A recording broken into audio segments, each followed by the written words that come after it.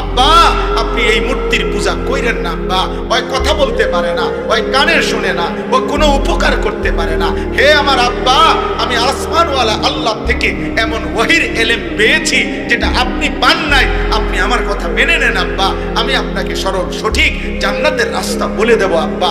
হে আমার আব্বা, আমি আপনাকে অনুরোধ করছি, আপনি শয়তানের গোলামি কইরেন না রে আব্বা, শয়তান আল্লাহর দুশমন রে বাবা। হে আমার আব্বা, আমি ভয় করছি ঈমান ছাড়া যদি কবরে যান আল্লাহর আযাব আপনাকে খুব বেশি পাকড়াও করবে, আপনি তখন জাহান্নামে শয়তানের সঙ্গী হয়ে থাকবেন। আল্লাহ আমাকে হেফাজত করুন।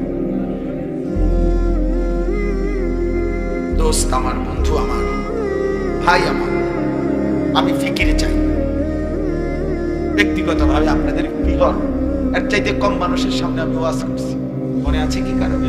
কাজেই জনপ্রিয়তার কোনো কিচ্ছু আসা যায় না। আমি কোনো ভোটে দাঁড়াইতাম না যে এখন মাশাআল্লাহ যেহেতু লোক বাড়ছে বা দাঁড়াই এলাই, না দাঁড়াইতাম, ওই রয়েছে দাঁড়াই ওয়াজ করা সম্ভব না, এতক্ষণ খারাইয়া তখন কঠিন। আমি এখানে কম মানুষের সামনেও কথা বলেছি, আমার মনে আছে।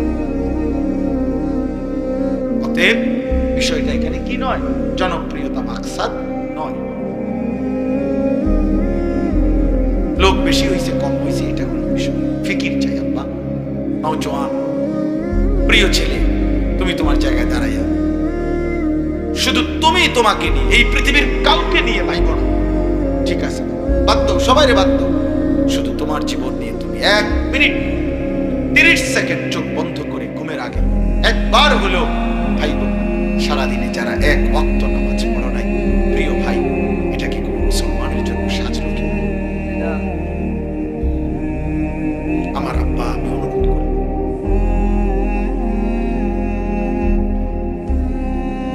আমি শুনাই কোরআনুল কারীম আল্লাহ বলছেন, এই যে সূরা আছে এর আগে দিয়া, আল্লাহু ইয়াতাওয়াফাল আনফুসা হিনা মাউতিহা ওয়াল্লাতী লাম তামুত ফি মানামিহা। ভাইয়া শুনতেছেন আপনারা? প্রত্যেক মানুষের রূহ আল্লাহ বলেন আমি আল্লাহ শরীর থেকে আলাদা করি 2 বারে, একবার মৃত্যুর সময়, আরেকবার ঘুমের সময়।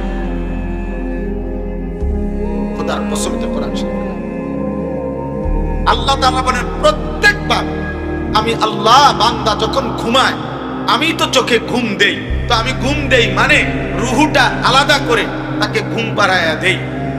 আল্লাহ বলেন আমি আল্লাহ তার শরীর থেকে তার রূহকে আলাদা করে দেই। এরপর আল্লাহ বলেন ফায়ুমসিকুল্লাতী কাযা আলাইহাল মাউত, এই ঘুমের মধ্যে যদি কারো ব্যাপারে মৃত্যুর সিদ্ধান্ত নিয়ে দেই তো রূহটা রেখে দেই। ওয়ায়ুরসিলুল উখরা ইলা আজালিম মুসাম্মা, যদি আমি আরো কয়দিন পরে মৃত্যু দেব এই ফয়সালা নিয়ে রাখি তো বারবার রূহটা ফেরত দেই। এটা আমি আল্লাহর ফয়সালা।